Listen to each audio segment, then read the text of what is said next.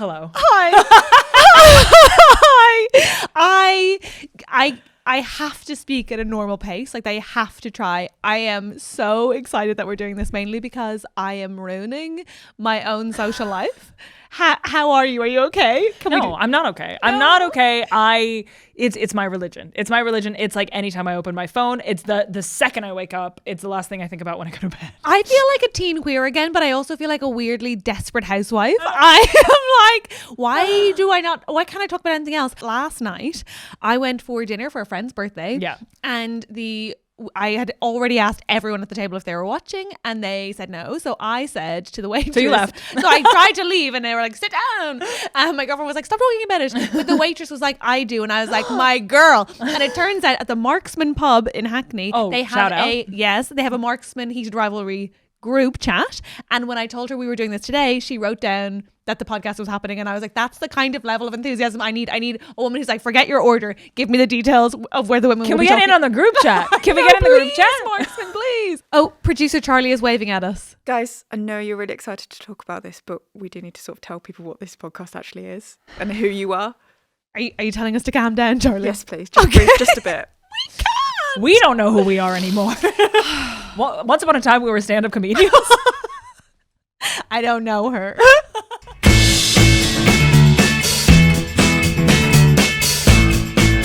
My name is Olga Koch. I'm originally from Russia. I am a bisexual woman, and mere days ago, I get a voice note from Catherine Bohart. No Happy New Year, no Merry Christmas. It's, have you seen the gay sex hockey show? And I did. And instead of having that conversation over WhatsApp or the phone, we decided to have it here for the very first time. I think that's a really good description of what's happening. Hello, I'm Catherine Bohart. I'm an addict. I'm obsessed with the television show that is Heated Rivalry. I thought, who is the horniest woman I know? Oh, it's Olga Koch, because that's nominative determinism. I am, of course, also a bisexual woman, which I remembered upon watching Heated Rivalry. And so here we find ourselves. And we have to talk about it. We have to confess out the gate. We had not read the books. We have to confess out the gate. We weren't necessarily on any forums. No. And now I feel, and I don't know if you feel this way, on the edge of a fandom where I'm like, take me in, teach me everything. I want like an elder. Yes. Oh my goodness. Yes. We are new here. And if you're new here, welcome. You're safe. We might read the books. We probably will. I've ordered the books. But for now, this show is to talk about Heated Rivalry. And specifically, this show is our warm-up episode. We're going to do 6 more where we talk about each individual episode. But we needed a place to tell you how excited we are first. Otherwise, we weren't going to get to any of the details. Is that fair? And I think that's what's really exciting, what you've already touched upon, is we're not here to be palatable. We're not here to like make sort of people at a dinner party comfortable. We're here to be as obsessive as we truly want to be, as granular, as paranoid. Oh, I'm with you. I'm feeling a conspiracy theory level of obsession. People keep asking me like, oh, have you seen that video where Hudson? And I was like, no. If there's a video that exists, I've seen it. Yeah, I've seen it. I don't need you to send me videos. I've seen the videos. So if you're these women, welcome. If you're a gay man, also welcome. You're safe here. Oh my gosh, you're so safe here and you're appreciated here. If you are a straight man, then I guess you just like watching stuff that's not for you. And listen, don't we all? That's what, if we've learned anything from this show, it's that peeping on private spaces is very, very exciting. Okay. Yes. How do you feel? I feel safe. I feel crazy. Oh, yeah. I feel genuinely like when I wake up, it's my first thought. When I go to bed, it's my last thought. Yeah. When anyone's speaking, I'm like, why aren't we speaking about it? Mm-hmm. I'm working out more, ?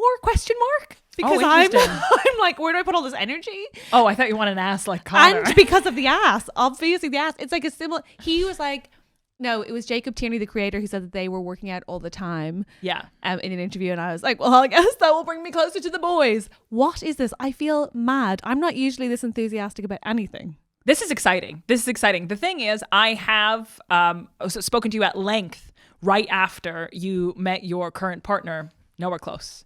Nowhere close. And she understands that. She knows that. I will say that she is the beneficiary of my, shall we say, newfound energy. Oh, yeah. So she doesn't mind. Big time. If anything, you and my partner quite offended by it. Oh, really? Yeah. He, as we're fucking, he's like, this has nothing to do with me, does it? hell, asks no questions, does not mind, does not mind. She's like, woohoo. I will say, as I was making copious notes, and if you want to share with our listeners how many pages of notes you made for this podcast. I might have sent our producer, Charlie, 13 pages of notes at 2 a.m. That's God normal bless. stuff. So as I was making notes for this podcast, as I was writing them down, Ewan was watching some of it with me, and I was like, can you imagine if the roles were reversed and he was like just writing down every horny moment in a lesbian show? I'm so glad you said that, right? Because actually, something I do need to say off the bat on this is that the entire press tour, have you watched it? Of course, yeah. Babe. I know. I can't even believe Babe, I said look that at to my you. goddamn suit. Why did I say that to you? But it's fascinating to me to watch the press keep asking these two beautiful boys, like, so women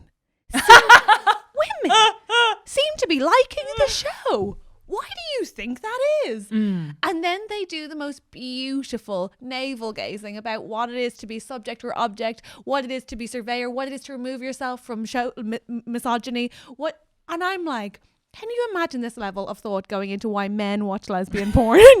The answer is butts. Have you seen those butts? Big butts, big, juicy, I mean, delicious we can get cake.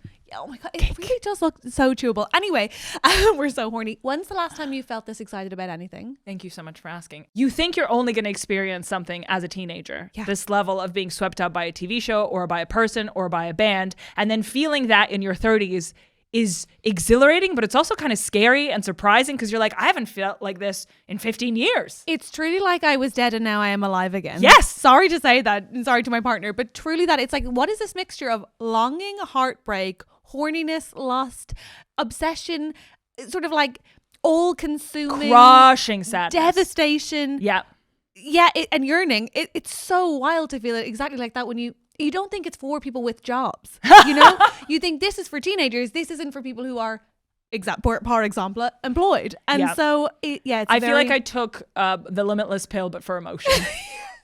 The last time I felt like this was, and it has a similar vein here because it was released in the States and I was sort of peripherally aware of it, and then it came out in Ireland and it was the OC. Yes, of course. And it was of course. We were being dropped one episode at a time. I watched it in secret. It was so stressful. Tell me about the lesbian storyline. Oh my God. Olivia Wilde. Yeah, but also the April and Summer. No, not April and Summer. Who was Summer's? Marissa. No. They were both after Seth.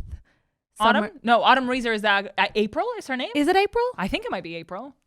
I might be wrong. Anyway. Do they have a lesbian thing going on? No, but they are both, it's the if you were a bisexual kid and you also fancy Seth. Oh, and it's like them showing up at his house and like both trying to, oh my God. Oh, her! It was all just too yeah. much. The first season. It was all just too much, yeah. But that's the last time I felt like this, I think.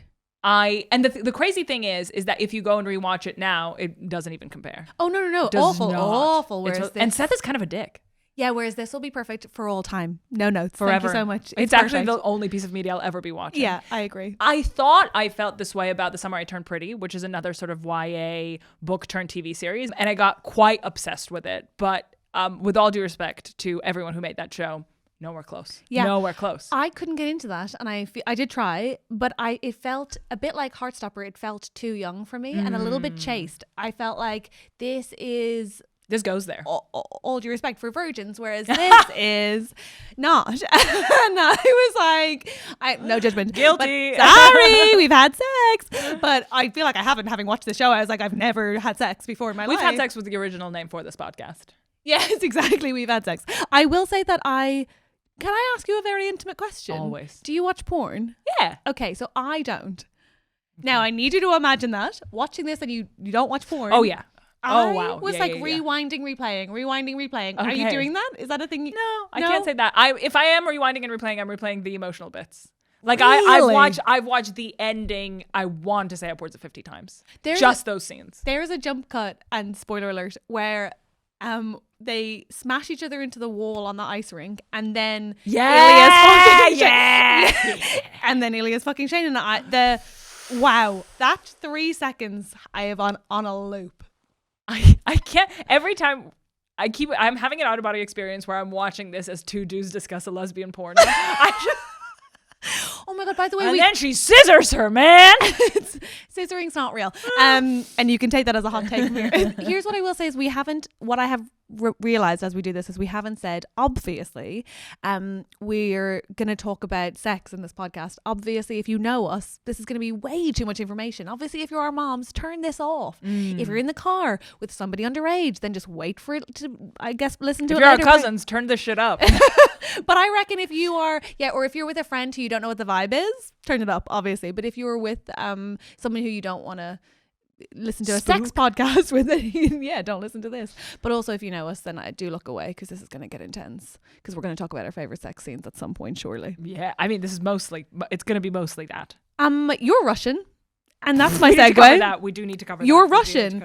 Let's get through it. Is the Russian any good? The Russian is incredible, specifically Really? from Connor's story. I feel like this is a consensus all across the internet. All the Russians are going crazy. I watched some of the episodes with my mom, more on that later. What? And she was very impressed with the Russian. He is incredible. Well, the thing is, just overall, apart from the fact that his Russian is fantastic, I think he nails the facial expressions a lot because if you see him in an interview, his face is very animated. Whereas in the show, the thing that makes him look so Slavic is the fact that there's absolutely no movement up top.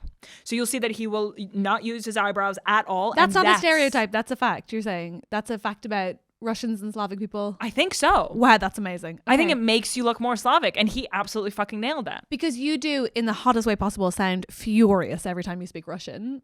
Yeah. You were on the Yeah. when I was calling you while you were on your family holiday to tell you that we had to talk about the gay sex show, and then your mother would intercut, and I'd be like, "Whoops!" Every time you went to Russian, I was like, "You're a whole different person." Oh, yeah. And we all sound furious. So, like, anytime we're at the dinner table just talking about lovely, lovely things, you and will have to constantly touch me and be like, is everything okay? Are you guys having a fight? Are you guys having a fight? It's like, no. We're just We're having talking a about nice potatoes, time. Oh wow, that's exciting. Are you talking about potatoes? What? as a Russian does. And the Irish. Okay. I was like, I'm turned on again. Okay, so why do you think it's taken off with women so much? If we're going to have the question, other than the asses, do you think there's anything more to it than that? Oh, my. Okay. I think that this is a complex subject, and please correct me if I'm wrong, but it is the genre. Okay, so my understanding is that men mostly, in terms of like erotic media, consume porn, right? Right. And women are a little crazier with it. They listen to audio porn with Quinn or Dipsy, right? Yep. They read and write erotic fan fiction. That's huge. God bless us. 50 Shades of Grey, The Idea of You, all that stuff, Yep. right?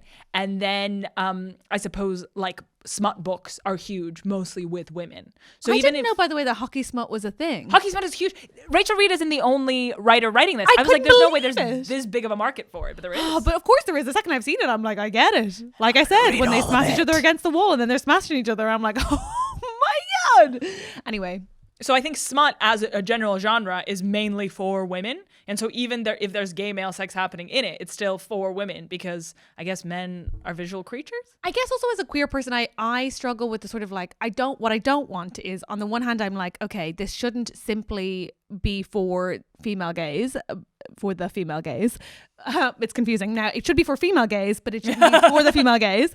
But I also feel like, as a queer person, what you want is to feel like queer stories are universal. And so the fact that it's just hot is exciting, like, and hot to everybody. Because I went to Ellen, okay, my girlfriend is on a football team, surprise. And I went to the post-football drinks because I needed to talk to somebody about this podcast. And I got there and I was like, maybe one of the gays will have watched it. All of the butches were like, fuck yeah. Yes. They were like, it's so hot. Yes. And so it has mass appeal. I don't think, I'm sure 100%. men are finding this hot too. I mean, I hate to say it, but love is love. Love Hot wins. take. Hot wins. take. If hot people are into each other, people are going to want to watch them go at it. And although they're not saying it, you know, that straight hockey podcast that's going crazy on the internet, Yeah. where I love watching those straight men have their minds blown, where they're like, wait, so like you could be on a holiday with like your dude, your bro, and also fucking him. And I'm like, What do you think fishing is? It's like, Isn't every fishing trip a man going to have gay sex? I have to assume Away from his so. family? Is that- Surely that's also what skiing is. Yeah. Yeah, I don't know, but It's like book club for women. surely. Those are just for sex, right? Yeah. Okay, No woman has ever read one book.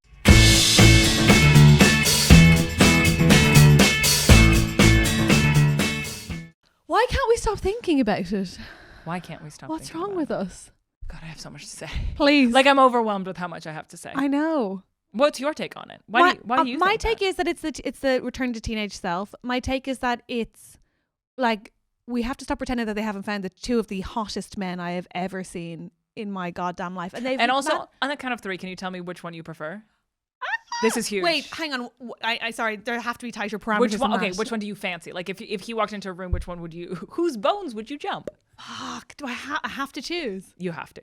Because obviously the dream situation is to be in the Threesome. middle. Yeah. No, the dream is actually to sit in the cuck chair. Yes. I don't want in, but I just want to watch. I actually no, I disagree with you. I don't know why I said yes to that. I was trying to be enthusiastic, and I do support you, but actually no, I'm much more of a like, okay, line up, boys. Like in any scenario where I think of me and multiple people having sex, I am like in charge. Still. You're in. Okay. Yeah. So no, it's. I will say I'd be blowing a whistle to start things. Like I would be no, but anyway, too much information? Probably not. the two most Catherine Bohart moments of the entire show was when Ilya was sitting in the chair telling him to jerk off. I was like, that's Catherine Bohart in that chair. So the reason I love the show and why I'm obsessed with the show, and it's particularly why I'm obsessed with the sex, aside from the fact that it beautifully progresses the storyline, is in terms of just sex. I find the power of it so hot. It's like the power dynamics are so sexy. Yeah. And I do wonder if perhaps absent a woman I can enjoy those more. Question mark. I definitely have more difficulty enjoying the Kip Scott stuff because we'll get to power imbalances when we talk about that. Yes. But I think, yeah, it's so fucking hot. And But I'd only ever want to watch sex like that if it were gay. really? If it was straight sex happening, I would immediately out. I think I'd be okay with a female Ilya, but maybe not a female Shane. Fair. I have avoided your question. Let's do it. But we have to say it at the same time. And we have to say the character names, right? Yes. Because that does not apply to the actors. No, actually, I have. Well, let's do both. Okay, so we're doing just the characters. So Ilya or Shane, who would you want to fuck? Yes. 1, 2, 3, Ilya. Shane. Really? Very interesting. Very interesting. That's so interesting as well because I'm such a top. So why have I said Ilya? I just find him to be. I find moles so sexy. Yeah, no, the moles are absolutely mind blowing. But And I the prefer curls? Shane's body. I like a soft, like he feels too muscly Connor to me, whereas Shane is soft. And also, I hate like dominating men. Like it's hot in their dynamic, but if a man even suggests anything like that to me, I'm out. Oh, I'd quite like a head-to-head face-off. I'm like, let's go. Let's go. Okay, and then actors-wise, 3, 2, 1. Hudson. Yes, interesting. correct. Just based on I his just vibe find on him the hotter. I just like his vibe on the press tour. I'm like, why are you so weird? Yeah. Although I don't want to choose. But I we do don't want have to choose. both. Yeah. Connor, if you insist. I think you're gay. Fine. I'm sure Actually, we don't know. He's not listening. Let's be very honest about that. I think the other reason is that like the reason I can't stop thinking about it, and the reason I think women are possibly into it, is that it's so sexually interesting to be in a space that you're not supposed to be in, or that you don't get to be in usually. Oh, really? Yeah, well, That's really interesting. Well, I don't watch porn, so for the first time in ages, and the reason I had to get the Reddit app is that I was like, I don't know what they're doing. Episode 4, post tuna melt. We'll get to it. Oh. I needed a pervert 89 to explain it to me on Reddit. I needed that, and that's so exciting to be like, as you know, I've had sex, and I was like, what's going on here then? And it was nice to learn. That's exciting. Yeah, thank you. I will say that I think it combines two things that are very rarely well balanced. It's a perfect balance of yearning, Yeah. because we're seeing a lot of media that's like all yearning but no wish fulfillment.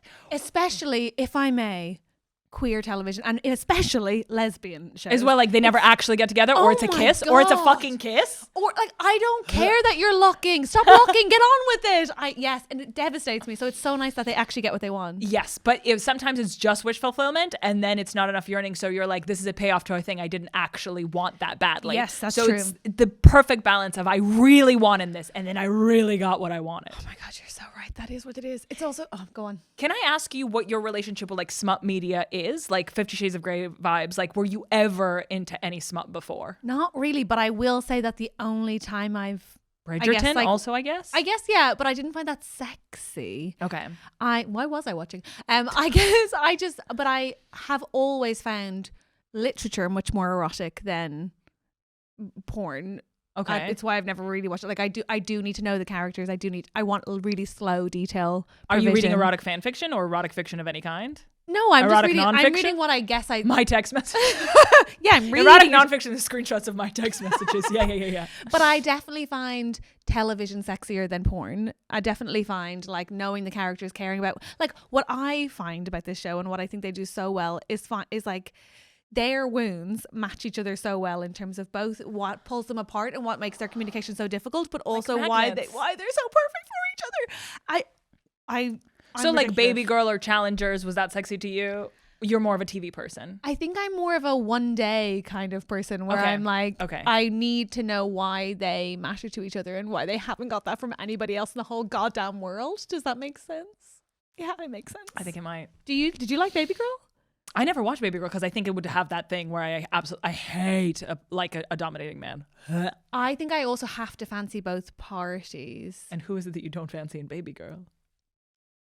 I don't fancy Nicole Kidman. Okay, that's fair. I have nothing but respect fair. for her and everything she's done for Redheads. I think maybe you're too similar. You are Nicole Kidman. I just really fancy. I guess your wig is much better. Thank you for saying that. I do. I guess I fancy like androgyny in an extreme way. Yes, which I think what also both of these men have. There's a softness to their manliness 100%. that is so. That's the other thing. I think that's the other reason women love it is that you get to see. The tropes in media are often that men are like incompetent communicators.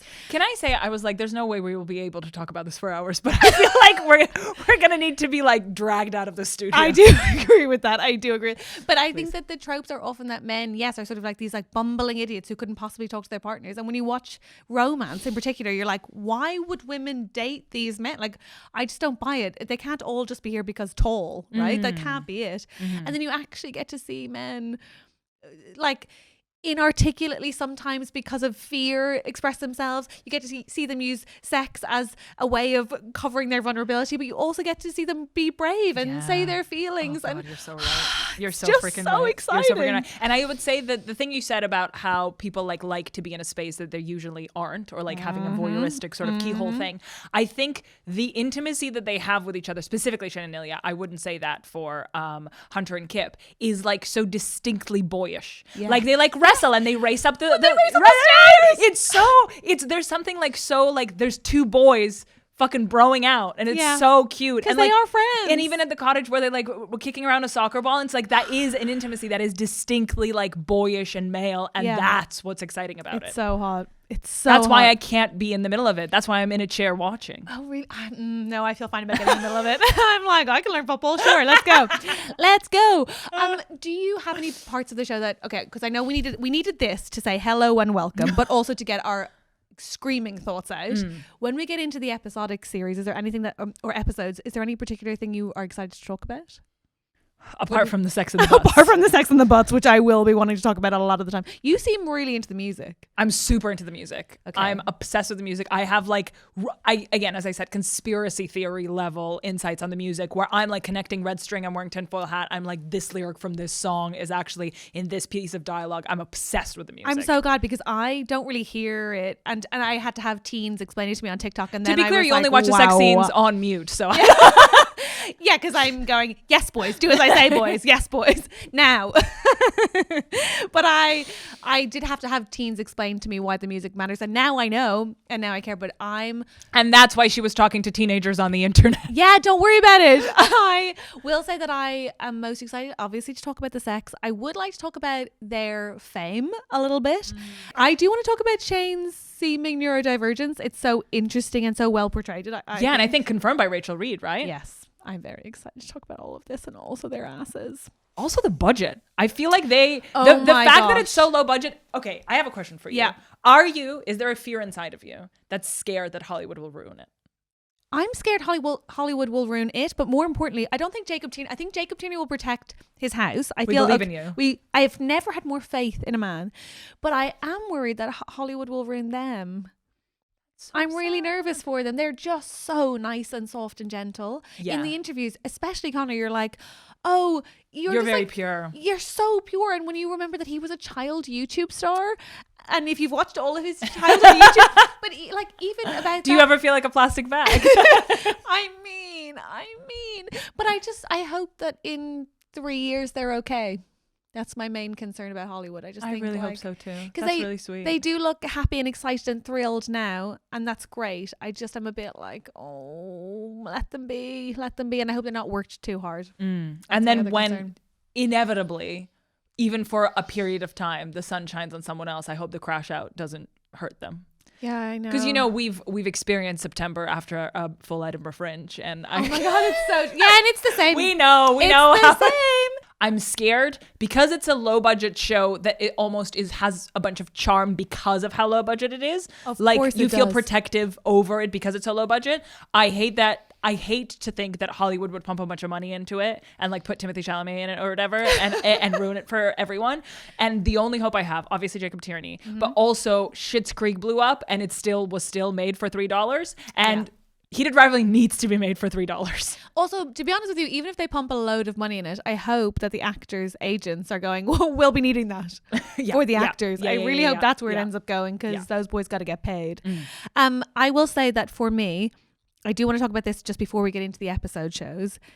There is obviously a big conversation online around whether or not they are queer, whether or not that matters, whether or not they've said it, whether or not they've implied it. And I do think we should just, I feel like I have spoken to queer people about this and I'm getting like very different feelings on it, which I think is interesting. I do understand why people want queer actors to play queer roles. And I, for a long time, felt like because they weren't being offered straight roles, and they probably still aren't, that should be the case. But I do just feel like, I don't know where you come down on this, but I come down on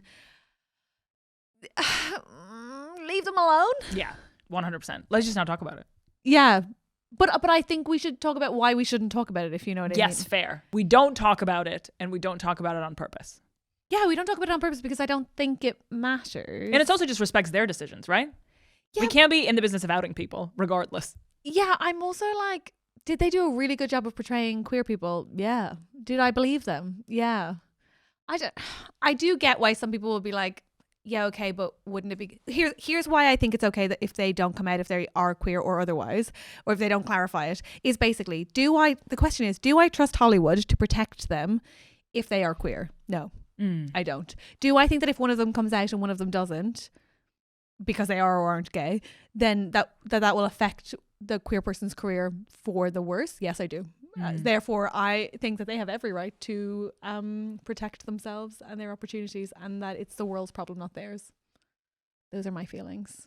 And that's on period. Okay, great. That's what I hear. I also would like to say that I think in a show that deals with people remaining in the closet for various reasons and respecting those reasons, to then put pressure on the actors to come out of the closet when they've just told a story about various reasons why people want to stay in the closet, that would be just counterproductive to what the show's trying to say. Do I wish it didn't matter? Absolutely. Oh, yeah. Does it still matter? Absolutely.